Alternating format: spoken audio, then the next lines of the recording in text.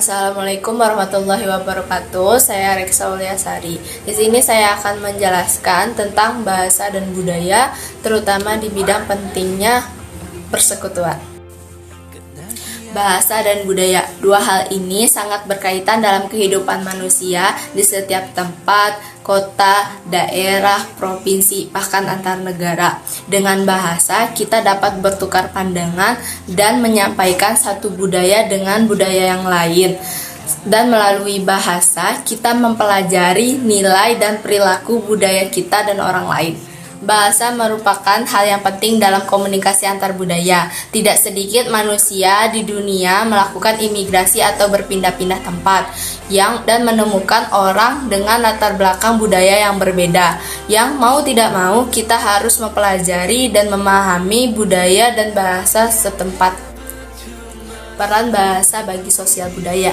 Yang pertama, pertukaran komunikasi. Seperti yang saya bilang sebelumnya, bahwa bahasa sangatlah penting dalam komunikasi. Tanpa bahasa, kita akan mengalami kesulitan dalam berbicara, membaca, menulis, mendengarkan orang lain, dan bertukar pikiran mengenai orang lain. Tidak mungkin secara terus-menerus kita menggunakan bahasa nonverbal dalam komunikasi budaya yang berbeda. Dengan bahasa, kita memungkinkan menyatakan emosi seperti rasa takut, kecewa, rasa sakit, gembira, sedih, dan banyak lagi. Tidak hanya pertukaran komunikasi dengan manusia saja, namun juga beribadah kepada Tuhan merupakan pertukaran komunikasi melalui bahasa.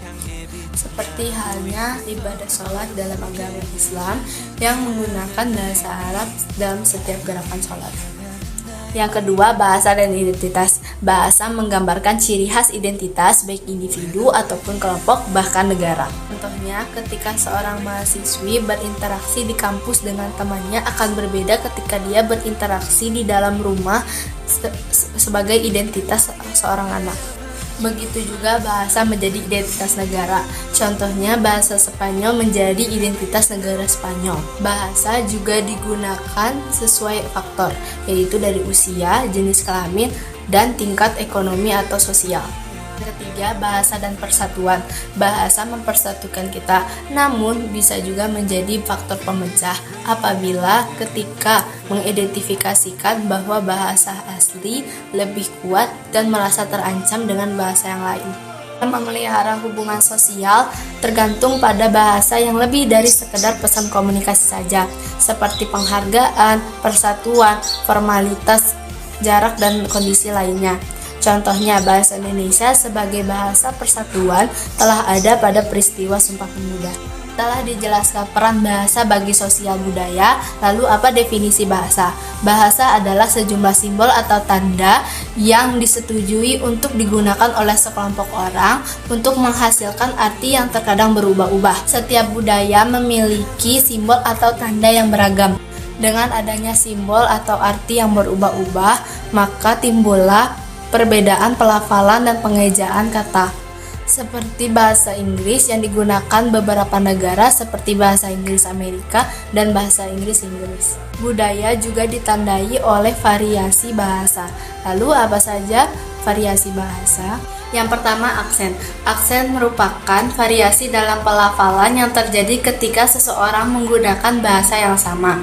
Maksudnya, variasi makna tersebut tergantung pada konteks, wilayah, dan sosial ekonomi. Oke, contoh aksen tuh seperti kayak kata coffee. Maka di aksen New York dikatakan seperti coffee. Yang kedua, dialek. Dialek sebagai tambahan dari pelafalan aksen. Dialek dibedakan oleh kosakata, tata bahasa, dan tanda baca. Dialek lebih kepada pengucapan yang khas, sedangkan aksen lebih kepada penekanan suara pada suku kata. Adanya perbedaan dialek disebabkan oleh asal daerah dan status sosial yang berbeda. Ada tiga variasi dialek.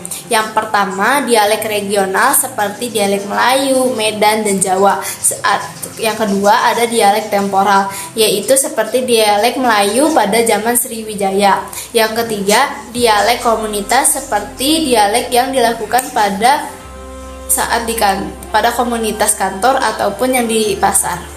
Yang ketiga, argot. Argot merupakan bahasa atau kata yang bersifat rahasia dan khusus digunakan oleh sekelompok orang seperti geng jalanan, kelompok pekerjaan, dan kelompok olahraga. Argot juga disebut dengan jargon. Yang keempat, slang. Slang yaitu menciptakan istilah atau kata baru dan bersifat tidak formal yang berfungsi sebagai penanda identitas sosial. Contohnya pada kata McDonald. Pada anak muda di Indonesia menyebutkan kata McDonald menjadi McD. Yang kelima, branding. Branding yaitu penggunaan nama perusahaan dengan simbol seperti logo untuk mengidentifikasikan arti tersebut atau menciptakan gambaran yang lebih dikenal orang, seperti logo McDonald yang memiliki bentuk atau simbol M yang berwarna emas. Untuk memiliki suatu budaya, maka dibutuhkan bahasa sehingga anggota suatu kelompok dapat berbagi kepercayaan, nilai, perilaku, dan terlibat dalam usaha komunal. Begitupun sebaliknya, budaya dibutuhkan untuk mengatur pribadi yang berbeda ke kelompok sehingga kepercayaan, nilai, perilaku, dan aktivitas komunitas terbangun. Jadi, bahasa mencerminkan budaya dan budaya membentuk bahasa. Bahasa sebagai cerminan nilai budaya. Yang pertama, tinggi dan rendahnya konteks. Konteksnya tinggi berarti gaya komunikasinya memiliki banyak konteks yang mengelilingi pesan. Sedangkan konteks rendah berarti gaya komunikasinya relatif lebih sedikit yang mengelilingi pesan. Contoh negara yang tergolong tinggi konteksnya yaitu negara Jepang, karena mereka mempercayai bahwa komunikasi nonverbal paling mudah dipahami ketimbang komunikasi verbal. Sedangkan negara Amerika Serikat lebih tergolong konteks rendah karena bersifat apa adanya, tidak berbelit-belit. Tinggi dan rendahnya pengaruh kekuasaan. Adanya pengaruh kekuasaan, terdapat pula budaya yang digunakan untuk memahami perbedaan. Negara Amerika termasuk golongan rendah dalam pengaruh kekuasaan karena mereka menganggap bahwa dirinya dengan yang lain setara. Sedangkan negara Jepang pengaruh kekuasaannya tergolong tinggi karena merupakan bagian kehidupan sehari-hari mereka. Dan juga budaya Jepang lebih hierarkis dan formalitas. Selanjutnya, individualisme dan kolektivisme.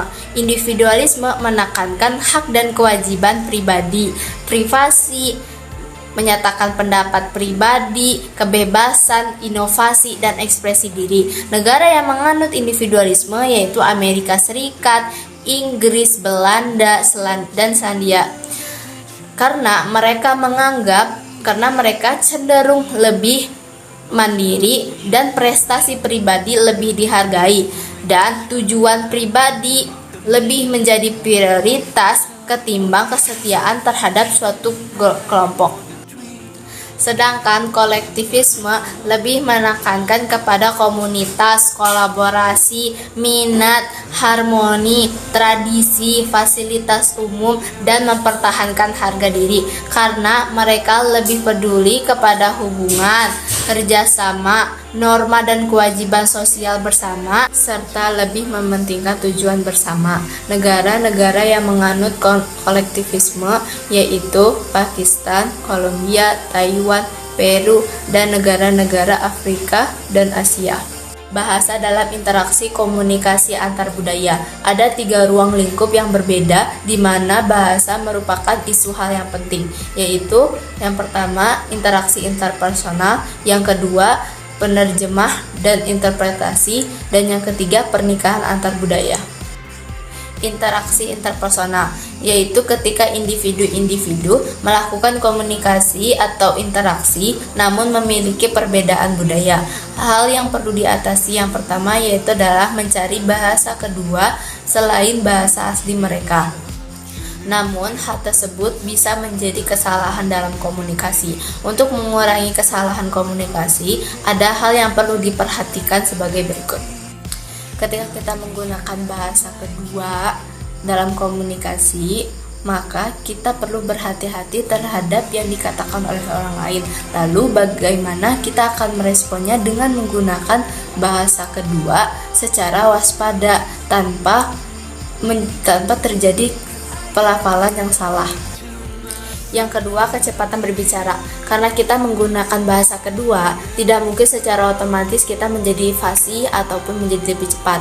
Mungkin kita akan mengalami kesulitan. Namun, hal yang perlu diatasi adalah ketika kita harus berbicara lebih lambat namun lebih jelas juga. Karena hal tersebut akan membantu Anda dalam memahami dan mengerti apa yang Anda katakan dan atau apa yang orang sampaikan paham.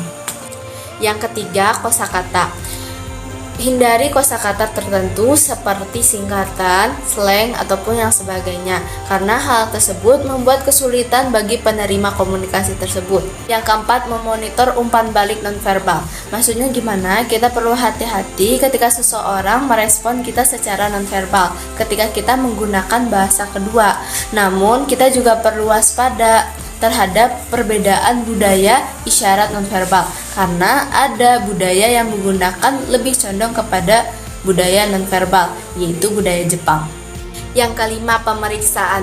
Anda harus memeriksa apakah yang Anda sudah katakan dapat dimengerti dengan tujuan untuk meyakinkan diri Anda bahwa penerima komunikasi tersebut memahami apa yang Anda katakan. Seperti mengulang kembali pernyataan kepada penerima komunikasi dengan kata, apakah yang saya katakan sudah jelas. Jika cara tersebut tidak efektif, maka Anda harus menulis apa yang Anda katakan, lalu memberikan tulisan tersebut kepada penerima, maka penerima akan memahaminya lewat bacaan. Setelah interaksi interpersonal, kemudian ada interpretasi dan penerjemah. Apa itu interpretasi? Interpretasi adalah menjelaskan suatu materi menggunakan bahasa yang berbeda dari pembicara. Sedangkan kalau misalnya penerjemah, menerjemahkan secara tertulis seperti dokumen pemerintah, kontrak internasional, bahkan novel ataupun puisi. Pernikahan antar budaya. Setiap pernikahan komunikasi merupakan kunci utama dalam menghadapi tantangan, salah satunya masalah bahasa, dan mencari solusi yang menguntungkan kedua belah pihak. Salah satu caranya yaitu menggunakan bahasa ketiga yang mereka ketahui. Sedangkan masalah linguistiknya adalah mengenai bahasa apa yang nantinya akan digunakan untuk membesarkan anak-anak mereka. Dan permasalahan di bidang bahasa, linguistik, dan budaya, hal tersebut juga ada sisi positifnya, yaitu meningkatkan keakraban dalam pernikahan. Teknologi komunikasi dan bahasa. Teknologi komunikasi saat ini telah memungkinkan orang-orang di seluruh dunia mudah terhubung melalui pesan suara dan teks. Internet memungkinkan orang-orang dari berbagai budaya untuk berinteraksi dalam jarak yang luas dan waktu yang tidak terbatas. Ketika masyarakat di dunia lebih terhubung dan lebih terinteraksi, adanya kebutuhan yang sesuai untuk berbicara lebih dari satu bahasa. Pertimbangan bahasa dalam keterampilan antar budaya. Mempelajari bahasa lain mungkin hal yang sulit dan membutuhkan waktu dan usaha yang banyak. Namun hal tersebut sebanding dengan keuntungan yang diperoleh. Bahasa kedua juga membantu kita untuk memahami orang lain dari budaya yang berbeda. Itulah penjelasan dari saya tentang bahasa dan budaya, pentingnya persekutuan. Sekian dan terima kasih.